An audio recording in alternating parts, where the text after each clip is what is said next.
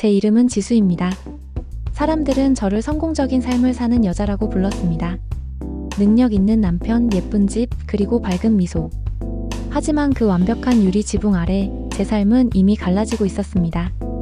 균열은 아주 사소하게 시작했습니다.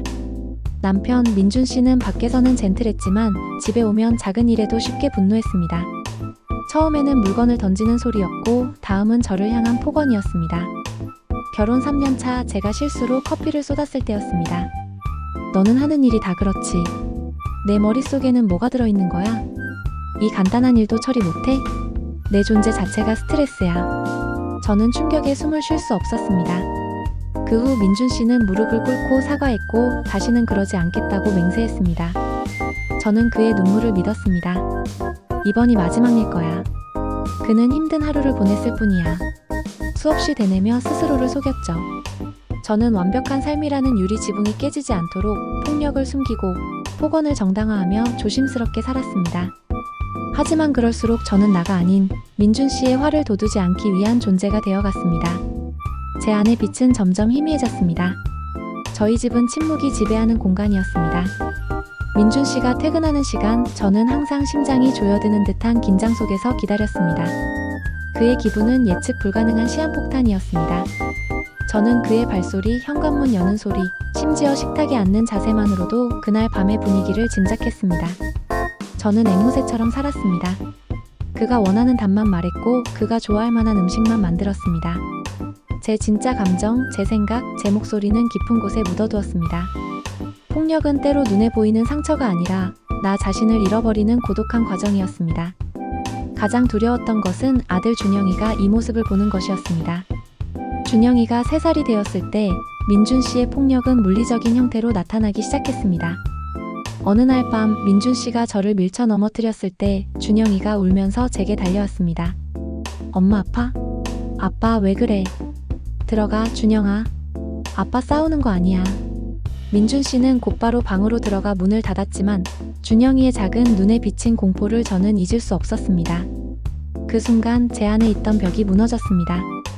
그 벽은 바로 이 결혼을 지켜야 한다는 헛된 믿음이었습니다. 더 이상 저 혼자 아픈 것이 문제가 아니었습니다. 저의 침묵은 아들을 폭력의 그림자 아래 가두는 것이었습니다. 저는 깨달았습니다. 제가 지켜야 할 것은 결혼 생활이 아니라 아들의 안정과 저의 자존감이라는 것을요. 그날부터 저는 탈출을 준비했습니다. 민준 씨 몰래 아들의 여권, 통장, 그리고 최소한의 옷가지를 작은 가방에 모았습니다. 저는 이 계획에 코드명 일모를 붙였습니다. 해가 지고 어둠이 깔릴 때 저는 이 집을 떠나기로 했습니다. 가장 어려웠던 것은 죄책감이었습니다. 내가 이 결혼을 깨는 걸까? 이 모든 것이 내 잘못이 아니었을까? 수없이 고민했지만 그때마다 저는 준영이의 눈에 비친 공포를 떠올렸습니다. 저의 용기는 이제 저를 위한 것이 아닌 아들의 평화를 위한 것이었습니다. 저는 비밀리에 여성긴급전화 1366에 연락했고 쉼터 정보를 얻었습니다. 마지막으로 필요한 것은 그가 없는 틈을 타 집을 나설 결정적인 순간이었습니다. 저는 용기를 내어 옆집 이웃에게 도움을 청했습니다. 민준 씨가 장기 출장으로 집을 비우는 날, 저는 이웃에게 연락해달라고 부탁했습니다. 민준 씨가 출장을 간 날 밤, 저는 준영이를 재우고 마지막으로 집을 둘러봤습니다. 이 집은 한때 꿈을 꾸었던 공간이었지만 이제는 저를 가두었던 감옥이었습니다. 숨을 깊게 들이마셨습니다. 떨리는 손으로 마지막 짐을 챙겼습니다. 현관문 앞에 선 순간 저는 두려움 대신 알 수 없는 자유의 떨림을 느꼈습니다. 밤 10시. 저는 준영이를 안고 집을 나섰습니다. 어둠 속에서 발소리가 너무 크게 들릴까봐 조심스러웠습니다. 미리 연락해둔 쉼터 관계자가 기다리는 약속 장소까지 저는 단 한순간도 뒤돌아보지 않았습니다. 그 밤은 제 인생에서 가장 춥고 가장 길었습니다. 하지만 동시에 가장 확신의 찬걸음이었습니다.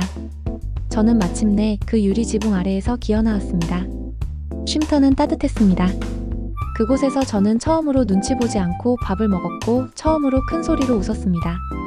상담 선생님과의 대화 중 저는 제 이름을 말할 때 울음을 터뜨렸습니다. 지수씨, 당신은 잘못이 없어요. 당신은 용감한 사람입니다. 이제부터는 지수씨 자신을 위해 살아요.